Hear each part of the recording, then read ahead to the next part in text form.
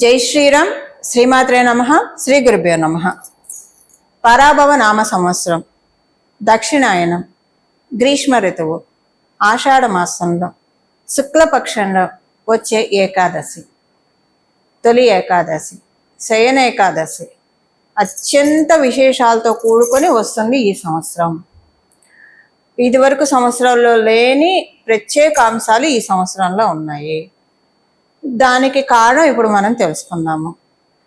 ఇప్పుడు ఈ విషయాన్ని, ఏకాదశి యొక్క ప్రాశస్త్యం మనందరికీ తెలుసు. తొలి ఏకాదశిని మనము ప్రాపర్గా యూటిలైజ్ చేసుకుంటే కనుక మన జీవితంలో ఎన్నో శుభత్వాన్ని మనం ఆహ్వానించవచ్చు. ఏకాదశులు ఒకటి పట్టుకుంటే చాలు. అది శుక్లపక్షంలో వచ్చే ఏకాదశి కావచ్చు, కృష్ణపక్షంలో వచ్చే ఏకాదశి కావచ్చు. ఉపవాసం చేయగలిగిన వాళ్ళు ఉపవాసం చేస్తారు. ఎంత కష్టమైనా ఉపవాసం చేయని మనం కలియుగంలో ఉన్నాం. సో గ్యాస్ట్రిక్ ట్రబుల్స్ ఇవన్నీ ఉన్నాయి. భగవన్ నామ స్మరణ చేసుకున్నా సరిపోతున్నాయి. ఇప్పుడు నేను ఒక చాలా ఇంట్రెస్టింగ్ అంశం చెప్పబోతున్నాను అందరికీ కూడా. అదేంటంటే, గురు భగవానుడు దేవగురువైన బృహస్పతి కర్కాటక రాశిలో ఉన్నప్పుడు వచ్చిన ఈ ఏకాదశి. ఇంకొకటి ఏంటంటే, దేవగురువు అసురు గురువు ఇద్దరు కూడా ద్విదాదశాల్లో ఉన్నారు. ఎక్కడ ఉన్నారు? ఒకళ్ళేమో కర్కాటక రాశి, ఇంకొకళ్ళు సింహరాశిలో ఉన్నారు. ఈ రోజు అంటే 20, అందరికి అర్థమయ్యేలా రోజు చెప్పాలంటే, డేట్ ప్రకారం చెప్పాలంటే, అంటే చాలా మందికి పంచాంగ అవగాహన ఉన్న వాళ్ళకి ఇది అర్థమవుతుంది, అందరికీ ఉండదు కాబట్టి 25 జూలై 2026లో చెప్తున్నాను. ఆ రోజు గురు భగవానుడు కర్కాటక రాశిలో, శుక్రాచార్యులు వారు సింహరాశిలో ఉన్నారు. వీళ్ళిద్దరూ ఒకళ్ళు ద్విదాదశాల్లో ఉన్నారు. అదొక పాయింట్. సెకండ్ పాయింట్ ఏంటి? ద్విదాదశాల్లో ఉండడమే కాదు, ఈ కర్కాటక రాశి సింహరాశి ఏంటి? కాలపురుషుడు కుండలిలో చతుర్థ పంచమ స్థానాలు. ఎప్పుడైనా కేంద్ర స్థానాలు, కోణ స్థానాలు వీళ్ళిద్దరు కలయిక రాజయోగాన్ని ఇస్తుంది. లేదా కేంద్రాధిపతి కోణంలో ఉన్నా, కోణాధిపతి కేంద్రంలో ఉన్నా కూడా రాజయోగం ఇస్తుంది. ఇప్పుడు కోణాధిపతి ఎవరయ్యారు? రవి అయ్యారు. రవి చతుర్థ కేంద్ర స్థానాల్లో ఉన్నారు. ఇది ఒక రాజయోగము. ఆయన గురువుతో కలిసి ఉన్నారు. ఇంకొక విశేషాంశం ఏంటో చెప్పనా? మీరు అన్ని రాశుల్లో చూసుకోండి. కర్కాటక రాశి సింహరాశిలో ఏ గ్రహం కర్కాటకం సింహరాశికి, సింహరాశి వీరిద్దరికి అధిపతి రవిచంద్రులు కదా. ఈ రవిచంద్రుల రాశుల్లో మనకి ఆకాశంలో కనిపించేది, ఏ గ్రహాన్ని మనం చూసినా చూడకపోయినా ప్రతిరోజు 2 గ్రహాలను ఆకాశంలో మనం దర్శనం చేస్తూ ఉంటాం. ఉదయాన్నే రవిని, సూర్యనారాయణ మూర్తిని, ఆదిత్యుడిని, సాయంత్రం పూట చంద్ర భగవానుడిని. సో శుక్లపక్షంలో పూర్తిగా, కృష్ణపక్షంలో మనకి అన్ని వేళలా కనిపించకపోయినా శుక్లపక్షంలో మనకి శుక్లపక్ష పూర్ణిమ రోజైతే షోడశ కళలతో చంద్రుడు ప్రతిబింబిస్తూ ఉంటాడు. సో నవగ్రహాల్లో 2 గ్రహాలను మనం ప్రతిరోజు కూడా ఆకాశంలో చూస్తూ ఉంటాము. అలాంటి ఆ గ్రహ దేవతల యొక్క రాశులు కర్కాటక రాశి, సింహరాశి. ఈ రాశిలో గురు శుక్రులు ఉండడం చాలా మంచిది. ఈ గురు శుక్రులు ఉండడం వల్ల, అందులో ఇంకొకటి, మీరు సింహరాశిలో ఏ గ్రహం ఉచ్చ స్థానం తీసుకోదు, ఏ గ్రహం నీచ స్థానం తీసుకోదు. ఆ సింహరాశికి ఒక ఎక్సెప్షన్. అది రవి కదా, రాజు కదా. ఆయన రాజు దగ్గర వెళ్ళి ఎవరు కూడా మేము గొప్ప అని, మేము తోపని చెప్పడానికి ఉండదు కదా. ఆయనే అంటే అందరికంటే పెద్ద. అందుకని ఆయన ఇప్పుడు ఎక్కడున్నాడు? రవి ఎక్కడున్నాడు? కర్కాటక రాశిలో ఉన్నాడు. ఆయన గురువుతో కలిసి ఉన్నాడు. చూడండి ఎంత మంచి కాంబినేషన్ పడిందో ఈసారి మనకి. ఏకాదశే విశేషం అనుకుంటే, దైవ కృపతోటి, వాసుదేవుడి కృపతోటి, జగన్నాథుడి కృపతోటి ఇది ఇంకా విశేషాంశం అవుతూ ఉంది మనందరికీ కూడా. దేవగురువైన బృహస్పతి కర్కాటక రాశిలో ఉండడం, దైత్య గురువైన శుక్రాచార్యులు సింహరాశిలో ఉండడం, రవిచంద్రుల రాశులు అవ్వడం, అది మనం ప్రతిరోజు ఆకాశంలో చూడగలగడం. రవిచంద్రులు ఎవరు? జగన్మాత కళ్ళు. రవిచంద్రులు ఎవరు? మనకి పరమశివుడి యొక్క 2 కళ్ళు, 3వ నేత్రం అగ్ని నేత్రం, సూర్య శశాంక వహ్ని నాయనం అని చెప్తాం కదా. అలాంటి ప్రత్యేక గ్రహస్థితి ఇప్పుడు మనకి గోచారంలో చోటు చేసుకుంది. ఇంకొక విశేషాంశం ఏంటంటే, చంద్రుడు నీచలో ఉన్నాడు, వృశ్చిక రాశిలో ఉన్నాడు. జ్యేష్ఠ నక్షత్రం ఆ రోజు పూర్తిగా ఉంది. చంద్రుడు నీచ రాశి, వృశ్చిక రాశి ఆయనకి నీచ. చంద్రుడు వృశ్చిక రాశిలో ఉండడము, అక్కడ చంద్ర రాశి అయిన గురు భగవానుడు కర్కాటక రాశిలో గురు భగవానుడు ఉండడము, పంచమ దృష్టితోటి చంద్రుడిని గురు భగవానుడు వీక్షించడము. గురు భగవానుడు ఎక్కడ చూస్తే అక్కడ జీవం పోస్తాడు. ఆయన ఎక్కడుంటే అక్కడ జీవం పోస్తాడు. ఆయన వీక్షిస్తూ చంద్రుడికి బలాన్ని ఇస్తున్నాడు. ఇప్పుడు ఈ డిస్పోజిటర్ గురు భగవానుడి డిస్పోజిటర్ చంద్రుడు నీచ ఉన్నాడు అంటే ఇక్కడ నీచ భంగ రాజయోగం. చూడండి ఎన్ని ప్రత్యేక అంశాలు ఉన్నాయంటే ఈ ఏకాదశికి. ద్వాదశ రాశుల వాళ్ళు, ద్వాదశ లగ్నాల వాళ్ళు దీన్ని వినియోగించుకోవాలి. దీనికి ఏంటంటే ఆయన నీచబడి ఉన్నాడు, ఈయన ఉచ్చలో ఉన్నాడు కాబట్టి ఇక్కడ క్యాన్సిలేషన్ అయిపోయింది. నీచ అనేది చంద్రుడికి క్యాన్సిలేషన్ అయిపోయింది. నీచ భంగ రాజయోగం. గురు భగవానుడు ఉచ్చ స్థితి. రవి కూడా గురు భగవానుడి తోటి కలిసి ఉండడు, ఎందుకంటే సింహరాశి అధిపతి. మళ్ళీ ఈ 2 రాశుల్లో గురు శుక్రులు. అసలు ఇలాంటి కాంబో మనం చూస్తామో లేదో కూడా తెలియదు. అంటే చూస్తామో లేదో అంటే నెక్స్ట్ ఇయర్ మళ్ళీ 12 సంవత్సరాల తర్వాతే మనకి ఇలాంటిది ఉంటుంది. ఈ 12 సంవత్సరాల దాకా మనం ఇది చూడలేము. ఇది మంచి కాంబినేషన్ అండి. ఎంత బాగుందంటే అందరూ ఇప్పుడు కాలగమనంలో శనేశ్వరుడు కూడా మీనరాశిలో ఉన్నారు. సో ఇదంతా ఏంటంటే మంచి కాంబినేషన్. మన జాతకంలో ఉన్న యోగాల్ని ఇప్పుడు గురు శుక్రులు ఇద్దరు బాగా ఉంటాయి. ఎవరి జాతకంలో అయినా సరే వాళ్ళకి లైఫ్ చాలా బాగా ఉంటుంది. గురు శుక్రులు అంటే అందరికి అర్థమయ్యే భాషలో చెప్పాలంటే ఒక ఎగ్జాంపుల్గా తల్లిదండ్రులు. ఎవరికైనా తల్లిదండ్రులు ఉండి అది కూడా బాగా స్థితిమంతులైన తల్లిదండ్రులు కడుపులో పిల్లలు పుడితే ఇంకా వాళ్ళకి ఒక ఏమంటారు సిల్వర్ స్పూన్తో పుట్టారు, గోల్డెన్ స్పూన్తో పుట్టారు అలా చెప్తూ ఉంటారు కదా. అలా ఉంటుంది లైఫ్ అంతా కేక్ వాకుగా ఉంటుంది. తల్లి ఏమో పోషణ చేస్తుంది, అన్ని చూస్తుంది, తండ్రి అన్ని సమకూర్చి పెడతాడు, అంత ప్యాంపరింగ్ చేసే తల్లిదండ్రులు ఉండి ఇంకా ఆ జీవితం, ఆ బిడ్డడి జీవితం ఎంత చక్కగా ఉంటుంది, హాయిగా వెళ్ళిపోతుంది కదా ప్రశాంతంగా. ఫ్యూచర్ కూడా అన్ని సెక్యూర్ చేసి పెట్టే ఫాదర్ ఉంటే, ఫాదర్ పేరెంట్స్ ఉంటే ఎంత బాగా ఉంటుంది వాళ్ళ లైఫ్. సో అలా లేకపోయినా స్వశక్తితో పైకి వస్తారు, అది వేరే సంగతి కానండి. బట్ ఎన్నో కష్ట నష్టాలను ఓర్చుకొని, ఎన్నో అవమానాలను, ఎన్నో ఛాలెంజెస్ ఓర్చుకొని రావాలి. అలా కాకుండా మన జీవితంలో ఒక గాడ్ ఫాదర్, గాడ్ మదర్ ఈ గురు శుక్రులు. God father, god mother, biological father, biological మదరే స్థితిమంతులై వాళ్ళ కడుపున పుడితే ఎంతో బాగుంటుంది అంటే లైఫ్. మనకి గాడ్ ఫాదర్, గాడ్ మదర్ మనతోటి ఉంటే ఇంకెంత బాగుంటుంది. అలాంటి సిచ్యువేషన్ ఇప్పుడు గోచారంలో ఉంది. ఈ ఏకాదశి అన్ని విశేషాలతో కూడుకొని ఉంది. ఇవన్నీ కూడా ఎలా తెలుస్తాయి చెప్పండి? మాలాంటి జ్యోతిష పండితులు ఇవన్నీ కూడా రీసెర్చ్ చేసి ఎక్స్ట్రాక్ట్ చేసి అందరికి అందించి, దానికి అసలు ఇప్పుడు ఇలా ఉంటే మటుకు తీసుకోవాలంటే మీ జన్మ జాతకం బాగా ఉంటే తీసుకుంటారు, కానీ అది కూడా కొంత పర్టికులర్ పీరియడ్ ఆఫ్ టైం వరకే కదా. ఇప్పుడు దీన్ని మనము 3 నుంచి 5 సంవత్సరాలు ఉంచుకోవచ్చు, సస్టైన్ చేసుకోవచ్చు, రెన్యూ చేసుకోవాలి. మనకున్న యోగాన్ని రెన్యూ చేసుకోవాలంటే ఏం చేయాలి? ఇప్పుడు పాస్పోర్ట్ ఉంది, ఒక 10 సంవత్సరాల వ్యాలిడిటీ ఉంటుంది, తర్వాత అది రెన్యూ చేసుకుంటేనే మనకు వస్తుంది. So time to time renew చేసుకోవాలి కదా. అలాగా మనకి ఉండే యోగాలు గోచారంలో వచ్చే గోచారం. అందుకే మనకి మన జన్మజాతకం సరి లేకపోయినా గోచారంలో వచ్చేదాన్ని మన జన్మజాతకం బాగోలేదన్న విషయాన్ని ఓవర్లాప్ చేయాలి. ఆ ఓవర్లాప్ చేసే అంశాలే జ్యోతిష పండితులు చెప్పేది, అందరికీ కూడా చెప్పేది. మాలాంటి వాళ్ళందరం కూడా రీసెర్చ్ చేసి చెప్పే విషయాలే ఇది. ఎంతో ఎప్పుడు ఇదే పనిలో ఉంటాం, ఒక తపస్సుగా చేస్తూ ఉంటారు జ్యోతిష పండితులు. ఎప్పుడు ఏది చూసినా కూడా, ఏ సిచ్యువేషన్ చూసినా అది దీనికి అయింది, ఈ గ్రహాలు దీనివల్ల ఇలా రిలేట్ చేసుకుంటూనే ఉంటారు. మళ్ళీ ఇక్కడ కర్మదోషాలు కూడా వెళ్ళిపోతూ ఉంటాయి. కర్మదోషాలు కూడా ఏం చేస్తే వెళ్తాయి అనేది కూడా సూచించేది జ్యోతిష పండితులే. సో ఇప్పుడు ఇంత ఇంకొకటి చెప్పిన, గురు భగవానుడే కదా జ్యోతిషానికి, శుక్రాచార్యుల వారే కదా. సో ఆదిదైవాలు ఇద్దరు గురువులు కర్కాటక మరియు సింహరాశిలో ఉన్నారు. దీన్ని ద్వాదశ రాశుల వాళ్ళు, ద్వాదశ లగ్నాల వాళ్ళు చిన్న చిన్న రెమెడీస్ పరిహారం చేసుకోవడంతో దీన్ని క్యాచ్ హోల్డ్ చేయగలుగుతారు. క్యాచ్ హోల్డ్ చేయడం వల్ల మీ జన్మజాతకం బాగా ఉంటే మీరు ఏం చేయకపోయినా అవుతుంది. ఇది ఒక్కరోజు చేయాలండి, ఏకాదశి ఒక్కరోజు మాత్రమే చేయాలి.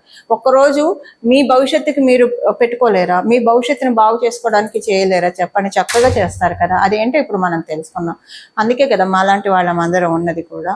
అది ఒకటి. సెకండ్ థింగ్ ఏంటంటే ఇప్పుడున్న ఈ గురు శుక్రుల యొక్క ఇది ఏకాదశి, దీన్ని ఎలా చేస్తే ప్రాపర్గా యూటిలైజ్ చేసుకోవచ్చో ఇప్పుడు మనం చూద్దాం. అందరికీ ప్రతి ఒక్క రాశుల వాళ్ళకి ఏ పరిహారం చేసుకుంటే ఇది, అంటే ఒక్కొక్క రాశి వాళ్ళకి ఒక్కొక్క పరిహారం ఉంటుంది.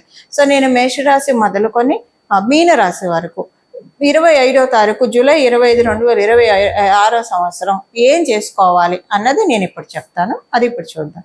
చెప్పాను కదా, మాతాపితృల సమానం గురు శుక్రులు. మనకి కాలపురుషుడి కుండలిలో కూడా ధనుసు రాశి పితృస్థానం కదా, 9వ స్థానము పితృస్థానం అని చెప్తుంది. సో మనకి చతుర్థ స్థానానికి కారకులు ఉంటారు, ఒక్కొక్క స్థానానికి కారకులు ఉంటారు. తన స్థానము అలాగే మనకి రెండవ భావానికి కారకులు, భాతృస్థానానికి మంగళ కారకులు ఇలా ఉంటారు. సో అలా చతుర్థ స్థానానికి మాతృస్థానానికి కారకుడు శుక్రుడు. అందుకే గాడ్ ఫాదర్, గాడ్ మదర్ అని చెప్పాను. వీళ్ళిద్దరు ఆశీస్సులను అందుకోవడానికి, మన జీవితాన్ని మనము చక్కగా మౌల్డ్ చేసుకోవడానికి, అభివృద్ధి పదంలో పెట్టుకోవడానికి, 10 మందికి ఆదర్శప్రాయం అవ్వడానికి ఇది చాలా చక్కటి సమయం. ఇప్పుడు మనం ప్రతి రాశి వాళ్ళకి ఏమేమి పరిహారాలు చేసుకోవాలో ఇప్పుడు నేను చెప్తాను. అది చేసుకుంటే దీన్ని మీరు 3 years to 5 years సెక్యూర్ చేసుకోగలుగుతారు. లేకపోతే 3 months ఉంటుంది, తర్వాత నార్మల్ అయిపోతుంది, యథా రాజా తదా ప్రజాగా ఉంటుంది. సో ఒకవేళ మీకు తీసుకునే డిజర్వెన్స్ లేదనుకోండి, ఏదో కొంచెం చూస్తారు, స్వల్పంగా చూస్తారు, అంటే జన్మ జాతకం బాగోకపోతే. అందుకని ఏ పరిహారాలు చేసుకోవాలో ఇప్పుడు చూద్దాం. పరిహారాలన్నీ దైవానికి సంబంధించినవే ఉంటాయి. స్వామి కార్యం స్వకార్యం అంటాం. భగవంతుడిని మనం ఒక కోరికతో పిలిచినా, ఎలా పిలిచినా ఆయన మనకి అదృష్టాన్నే కలగజేస్తాడు. కాకపోతే నిష్కల్మషమైన హృదయంతో నిర్వికారంగా ఏ కోరికలు లేకుండా భగవంతుని ప్రార్థిస్తే ఇంకా మంచిది. ఒకవేళ మీరు అలాగా నాకు ఏ కోరిక లేదు, నాకు ఏది మంచిదైతే అదే ఇవ్వు అని అనుకుంటే, లేదా నేను నీకు మీద గ్రాటిట్యూడ్తో చేస్తున్నానని చెప్పి చేస్తే ఇంకా మంచిది. నువ్వు నాకు ఇన్ని ఇచ్చావు కాబట్టి ఆ గ్రాటిట్యూడ్ తోటి నేను చేస్తున్నాను, నిన్ను పూజించడము ఇది మహద్భాగ్యం అన్న ఒక భావంతో చేస్తే ఇంకా మంచిది. అసలు మనకి ఏం కావాలో ఒక్కోసారి మనకి తెలియదు, దైవానికి తెలుసు మనకి ఏది ఇస్తే మనకి మంచిదో. ఇప్పుడు చూడండి, కొంతమందికి ఒక పొజిషన్ వచ్చినప్పుడు అసలు అంతకు ముందే బాగున్నాయి, పొజిషన్ వచ్చినప్పటి నుంచి తలకాయ నొప్పిగా ఉంది, డబ్బులు సంగతి దేవుడు ఎరుగు, ఇన్ని అంటే అంతకు ముందు కూడా బాగానే ఉంది కదా ఫైనాన్షియల్గా అని అలా అనిపిస్తుంది. కొంతమంది కొన్ని బిజినెస్లు చేస్తుంటారు, అది బాగుంటుంది, అనవసరంగా ఇంకో బిజినెస్లోకి దూకుతారు, అది పోతుంది ఇది పోతుంది. అప్పుడు ఆ బిజినెస్లో దూకినప్పుడు ఒకవేళ అది అవ్వలేదు అనుకోండి, అప్పుడు బాధపడతారు, అరే ఇది అవ్వట్లేదు ఇదే చేసుకుంటున్నా, అది కూడా వస్తే బాగుంటుంది కదా అనుకుంటారు. ఒకవేళ అది వచ్చింది అనుకోండి, సపోజ్ అది పెండింగ్ అవ్వకుండా అయింది అనుకోండి, అందులో లాసెస్ అది అనవసరంగా మొదలు పెట్టేశాను, అది చేయకుండా ఉంటే బాగుండేది, అనవసరంగా కడుపులో చల్లగదలకుండా ఉన్న దాన్ని పాడు చేసుకున్నానని. సో ఇలా మనకి ఏది మనం చేస్తే కరెక్ట్ అనేది మనకి తెలియదు. అంటే జ్యోతిష్యం చెప్తుంది మనకి, జ్యోతిష పండితులు మీరు అప్రోచ్ అయితే ఏం చేయాలి, డూస్ అండ్ డోంట్స్ చెప్తారు మీకు. బట్ అలా కాకుండా అందరూ అలాగా ఉండాలని ఉండదు కదా. సో భగవంతుని పాదాన్ని మనం ఆశ్రయిస్తే మనం ఏం చేయాలి, మనం ఏం చేయకూడదు జగన్మాత మనకి జగత్ మాతా పితరులు ఇద్దరు మనకి చెప్తారు. అది ఇప్పుడు తెలుస్తుంది, డూస్ అండ్ డోంట్స్ మనకి ఏది. అందుకే భగవంతుని నేను ఇట్లా కోరుకుంటే మంచిది, నాకు ఏది మంచిదైతే అదే ఇవ్వు నాయన, అదే ఇవ్వు తల్లి, నువ్వు ఇచ్చిందే నాకు మహాప్రసాదంగా నేను యాక్సెప్ట్ చేస్తానంటే మనకి ఏది శ్రేయమో, మనకి ఏది ఇస్తే ఇంకా మనకి టెన్షన్ ఉండదు, మనశ్శాంతి ఉంటుందో, సంతృప్తి ఉంటుందో అది భగవంతుడు ఇస్తాడు. ఇలా ఇప్పుడు మనము 12 రాశుల వాళ్ళకి ఏం పరిహారం, ఒక్కొక్కరికి ఒక్కొక్క పరిహారం ఉంటుంది, అది ఇప్పుడు నేను చెప్తాను. ఒక్కొక్క రాశి వాళ్ళకి విడివిడిగా క్లుప్తంగా ఒక 2 పాయింట్స్ చెప్తాను, మీకు ఇది దీనివల్ల ఏం బెనిఫిట్ ఉంటుందో చెప్తాను. కానీ ఇప్పుడు ఒక్కొక్క రాశి వాళ్ళకి విడివిడిగా ఏం చేసుకోవాలో చెప్తాను, ఏం స్తోత్ర పారాయణాలు చేయాలి, లేదా ఏ ఘట్టాన్ని పారాయణం చేయాలో చెప్తాను. దాంతోపాటు ప్రతి ఒక్కళ్ళు 12 రాశి వాళ్ళు, 12 లగ్నాల వాళ్ళు ఈరోజు ఆదిత్య హృదయాన్ని 3 సార్లు చదవండి. చదవడం లేదా వినడం అన్నా చేయండి. కనీసం సూర్యనారాయణమూర్తి రవి ముందు నుంచని, ఆదిత్యుడి ముందు నుంచని 3 సార్లు ఆదిత్య హృదయం పారాయణం అన్నా చేయండి లేదా వినండి. కానీ మనసు లగ్నం చేసి చేయాలి. ఎప్పుడైనా ఏం చేసినా మనసు లగ్నం చేసి చేస్తే అత్యద్భుతమైన ఫలితాల్ని మనం ఇమ్మీడియట్ గా చూస్తాం, క్విక్ గా చూస్తాం. అది మనసు ఆత్మ బలాన్ని పెంపొందించే సమయం ఇది. ప్రతి ఒక్కళ్ళకి కూడా ఆత్మకారకుడు సూర్యనారాయణమూర్తి. మళ్ళీ మన జన్మకుండలిలో ఆత్మకారకులు మారుతారు అనుకోండి, కానీ సూర్యనారాయణమూర్తి ఆత్మకారకుడు. రవిని మనం పట్టుకుంటే కనుక మన యొక్క ఆత్మబలం పెరుగుతుంది. ఈ జీవుడు ఈ దేహంలో ఎందుకున్నాడు, నేను ఎవరిని అని పూజ్య గురువులు రమణ మహర్షి చెప్పినట్లు అది తెలుసుకోవడానికే మనం ప్రయత్నించడానికి ఈ శరీరం వచ్చింది. కాకపోతే మనం ఇవన్నీ వదిలేసి మిగతా వెన్నని చేతిలో పెట్టుకొని నెయ్యి కోసం పరిగెత్తుతూ ఉంటాం, అది వేరే సంగతి. కానీ బట్ అలాంటి స్థితిలోకి మనం వెళ్ళాలంటే ఫస్ట్ ఆ నాలెడ్జ్ మనకు ఉండాలి కదా. ఉంటే అప్పుడు మనం స్టెప్ బై స్టెప్ వెళ్తాం. ఏది ఒక రోజులో అవ్వదు. అందులో ఆధ్యాత్మిక ప్రోగ్రెషన్ అంటే స్టెప్ బై స్టెప్ అవుతుంది. ఆధ్యాత్మికతలో ఉన్న వాళ్ళకి అందరికీ ఈ విషయం తెలుసు. అలా స్టెప్ బై స్టెప్ ప్రోగ్రెస్ అవ్వడానికి మన ఆధ్యాత్మికంగా కూడా మంచిది. ఆధ్యాత్మికంగా ఎదుగుతున్నాం అంటే లౌకికంగా అన్ని సాధించేస్తున్నట్టే, దీనికి అది అయిపోతూనే ఉంటుంది. ఇదొకటి మీరు గుర్తుపెట్టుకోవాలి. ఆధ్యాత్మికం అంటే మన నిత్య దైనందిన జీవితంలో మన పనులు మనం చేసుకుంటే ఎక్కడ మన బాధ్యతను విస్మరించకుండా. గృహస్థాశ్రమంలో ఆధ్యాత్మికంలో ఉన్న వాళ్ళు మాక్సిమం అందరూ ఇదే చేస్తారు. వాళ్ళ బాధ్యతలను వాళ్ళు రెస్పెక్ట్ చేస్తూ అవి చేస్తారు. బట్ ఎక్కువ టైము ఆధ్యాత్మికతకి కేటాయిస్తారు. అలా చేయడానికి ఇది ది బెస్ట్ టైము. ఇలా అందరూ చేయాలంటే ఆదిత్య హృదయాన్ని పట్టుకోండి. ఆదిత్య హృదయాన్ని 3 సార్లు చదవండి, వినండి. ఒక్కరోజే కదా, రోజు చేస్తే ఇంకా మంచిది. అసలు మన ప్రతిరోజు ఆయన వెలుగునిస్తున్నాడు, అందరికీ వెలుగునిస్తున్నాడు. ఒక గ్రాటిట్యూడ్ చెప్పాలి కదా మనం స్వామివారికి. అలా గ్రాటిట్యూడ్ చెప్పే టైం మనకు వచ్చింది. కాలబలం దైవబలం ఉన్నప్పుడు అందరూ కూడా వింటారు, ప్రసన్నంగా వింటారు. ఇది ఆ టైం. ఈ టైంని అసలు మిస్యూజ్ చేసుకోకండి. ఒకవేళ మీరు లేడీస్ అయ్యి మీరు పీరియడ్ లో ఉన్నారనుకోండి, మనసులోనే భగవన్ నామస్మరణ చేసుకోండి. నామస్మరణకి ఎలాంటి తప్పు లేదు. మనసులో భగవంతుని ధ్యానించుకోండి. ఏది భగవంతుని అన్నా మీకు ఇష్టమైన దేవి దేవతల్ని నామంతో జపించుకోండి. ఇప్పుడు నామానికి ఏం తప్పు ఉండదు. ఇప్పుడు సపోజ్ మన పిల్లల పేరు అమ్మాయి అతో అనుకోండి, శ్రీదేవి అని పెట్టారు అనుకోండి, లేదా అబ్బాయి అనుకోండి శ్రీనివాస్ అని పెట్టారు అనుకోండి. మనం బాత్రూంలో ఉన్నాం, ఏదో మర్చిపోయాము, ఆ అమ్మాయిని పిలుస్తాం కదా, మన శ్రీదేవి ఇలా రామ్మ అరే నేను బాత్రూంలో ఉన్న అమ్మాయిని అలా పిలుస్తా, దేవుడి పేరు అని మనం ఆగాం కదా. ఇప్పుడు మీరు బహిష్ట సమయంలో ఉన్నారు, పిలవాలి ఎవరినన్నా, పేరు అదే ఉంటే పిలుస్తాం కదా, శ్రీదేవి ఇలా రామ్మ అని పిలుస్తాం కదా. అరే బహిష్టులో ఉన్న అమ్మవారి పేరు అని మనం, అందుకే నామానికి తప్పు లేదు. మీరు ఏ అవస్థలోన్నా ఉండండి, ఏటి సూతకంలో ఉన్నా కూడా పిలుచుకుంటాం కదా. అసలు దీనికి గోవింద గోవింద గోవింద, దీనికి అసలు తప్పే ఉండదండి. మీరు మనసులో ఇంకా మీకు ఇది ఒక మహత్తర అవకాశం. ఎందుకంటే పంచమ స్థానము పీరియడ్స్ ను కూడా సూచిస్తుంది. ఆయన కర్కాటక రాశిలో ఉన్నారు. ఇది ఇంకా మహత్తర అవకాశం. మీరు అసలు బాధపడకండి పీరియడ్ లో ఉన్నాము, లేదా ఏటి సూతకంలో ఉన్నా కూడా ఒకవేళ 11 రోజులు మృతా శౌచంలో ఉన్నా మనసులో చెప్పించుకోండి, విష్ణు విష్ణు విష్ణు మనసులో జపించుకోండి. అది చాలా మంచిది. మనసులో జపించుకోవడానికి ఇంకా మీకు అందరికంటే ఎక్కువ ఫలితాలు వస్తాయి. అందువల్ల బెంగపడకండి, చిన్నబుచ్చుకోకండి. మీకు అంటే ఇలా చేసుకోవడానికి లేదు అన్నది మీరు చిన్నబుచ్చుకోకండి. భగవంతుడు అందరి వాడు, గోవిందుడు అందరి వాడు, మనందరికీ అవకాశాన్ని ఇస్తాడు. సో ఇలా చేసుకోండి. ఆదిత్య హృదయం అయితే అంటే ఒకవేళ మీరు పీరియడ్ లో ఉన్న జాత సౌతం మృత శౌచంలో ఉంటే మీరు ఆదిత్య హృదయం పారాయణం చేయకూడదు. అది స్ట్రిక్ట్ రూల్. ఒకవేళ ఇప్పుడు నేను చెప్పేవి కూడా చేయకూడదు. ఇప్పుడు చెప్పే స్తోత్రాలు మీ రాశి వాళ్ళు, మీరు ఈ రాశిలో ఉన్న చేయకూడదు. ఇప్పుడు నేను చెప్పిన కండిషన్ లో ఉంటే నామస్మరణ చేసుకోండి. అప్పుడు నామస్మరణకి ఏ తప్పు ఉండదు కాబట్టి నామస్మరణ చేసుకోండి. అలా లేకుండా మామూలుగా ఉన్న వాళ్ళందరూ కూడా ఈ రోజు 3 సార్లు ఆదిత్య హృదయాన్ని పారాయణం చేయండి లేదా వినండి. ఒకటి ఇదైతే ఖచ్చితంగా చేయాలి. ఇప్పుడు విడివిడిగా మీ రాశుల వాళ్ళకి ఒక పాయింట్ ఏం మంచి జరుగుతుందో చెప్పి ఏ పరిహారం చేసుకోవాలో కూడా మనం చూద్దాం. తులారాశి తులా లగ్నంలో పుట్టిన వాళ్ళకి మీకు ఇప్పుడు ఉన్న ఈ ఏకాదశి ఏ ఏ హౌసెస్ని యాక్టివేట్ చేస్తుంది? లాభస్థానం, దశమ స్థానం. దశమ లాభస్థానాలు 2 ఏకకాలంలో ఉత్తేజం అవుతున్నాయి. ఇది చాలా మంచిది. మీకు ఏం ఫలితం వస్తుందో చెప్తాను, కానీ దానికి ఏం చేసుకుంటే వస్తుందో కూడా ఈ ఫలితం కూడా మనం చూద్దాం. ఫలితం ఏంటంటే ఇప్పుడు మనం ఏ వృత్తి చేసినా కూడా ఎండ్ ఆఫ్ ద డే కోటి విద్యలు కూటి కొరకే అని అంటారు కదా.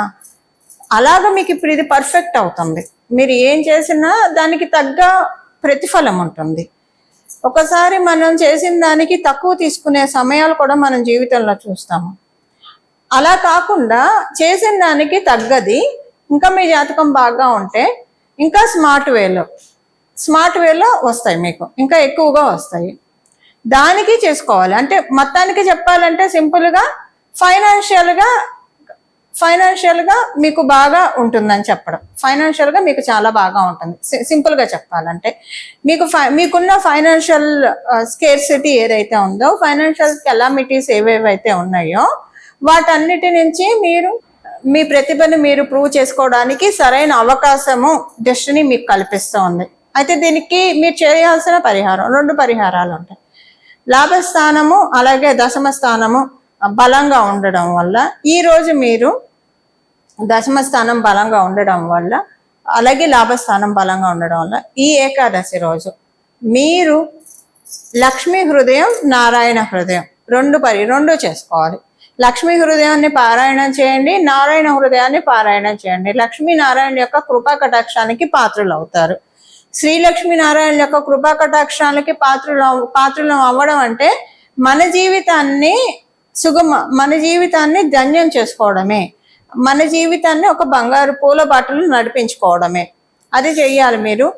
ఇది మీరు పారాయణం అన్నా చేయండి, లేదంటే వినండి. పోనీ ఈ రెండిట్లో ఏదైనా చేయండి. మూడు సార్లు వినండి. రెండు కూడా మూడు సార్లు వినడము. అలాగే ఈ రోజు దీంతో పాటు మీరు చేసుకోవాల్సిన ఇంకొకటి ఏంటంటే సూర్య బలాన్ని పెంపొందించుకోండి. మీ రాశిలో రవి నీచ పొందుతాడు కాబట్టి సూర్య బలాన్ని పెంచుకోండి. ఏం చేయాలి? ఈ రోజు మధ్యాహ్నం 12ంటికి రవికి, సూర్యనారాయణ మూర్తికి, ఆదిత్యుడికి నమస్కారం చేసుకోండి. 12ంటికి మధ్యాహ్నం ఒక 10-15 నిమిషాలు ఎవరితో మాట్లాడకండి, ఫోన్లు చూడకండి, టీవీ చూడకండి. అలాగ ఐసోలేట్ అయిపోండి. ధ్యానం చేసుకోండి కూర్చొని. భగవంతుడి స్తోత్రం ఏదన్నా చదువుకోండి. ఆ సమయంలో మీకు శక్తి చాలా బాగా ఉంటుంది. ఆ టైం మీరు టైం చాలా వాల్యుబుల్ అంటారు చూసారా. ఇందుకే ఇలాంటి అమృత గడియలు మన జీవితంలో వచ్చినప్పుడు వాటిని సద్వినియోగం చేసుకుంటేనే మన జీవితం అమృత తుల్యం అవుతుంది, లేకపోతే విషతుల్యం అవుతుంది. ఎందుకు విషతుల్యం అవుతుంది? ఆ సమయాన్ని దుర్వినియోగం చేసుకోవడం వల్ల, ఏదో టీవీ చూడటం, ఏవో ముచ్చట్లు పెట్టుకోవడం, వీటి వల్ల మనకి ఏం ఉపయోగం ఉండదు. సమయాన్ని సద్వినియోగం చేసుకోవడం, కాలాన్ని సద్వినియోగం చేసుకోవడం మోస్ట్ ఇంపార్టెంట్ థింగ్ మన లైఫ్లో. అలా మీరు సద్వినియోగం చేసుకోవాల్సిన సమయం ఈ రోజంతా సద్వినియోగం చేసుకుంటే మంచిది. కనీసం ఒక 15 నిమిషాలు కూర్చోండి, ఎవరితో మాట్లాడకండి, ముందే చెప్పండి, డిస్టర్బ్ చేయొద్దు అని చెప్పేసేయండి. ఆ సమయంలో ఏదన్నా పారాయణం చేయండి. భగవంతుడికి సంబంధించిన శ్లోకాలు కావచ్చు, లేదా కథలు కావచ్చు, పారాయణం చేయండి, లేదా వినండి, లేదా అలాగా చక్కగా మీరు సుఖాసనంలో కూర్చొని ఆజ్ఞాచక్రంలో ఇష్టదేవి దేవతల్ని మనసులో స్మరించుకోండి. మీ ఆజ్ఞాచక్రంలో భావిస్తూ ఆ దేవీ దేవతల యొక్క స్మరణ చేయండి. అరగంట చేస్తే మంచిది, కనీసం ఒక 15 నిమిషాలన్నా చేయండి. అమృత తుల్యమైన సమయాన్ని, అమృతాన్ని మీ జీవితంలో ఆహ్వానిస్తారా లేదా అనేది మీ చాయిస్. చెప్పడం నా ధర్మం కాబట్టి నేను చెప్తాను. ఇలాగా మీరు ఈ పరిహారాలు చేసుకోవాలి.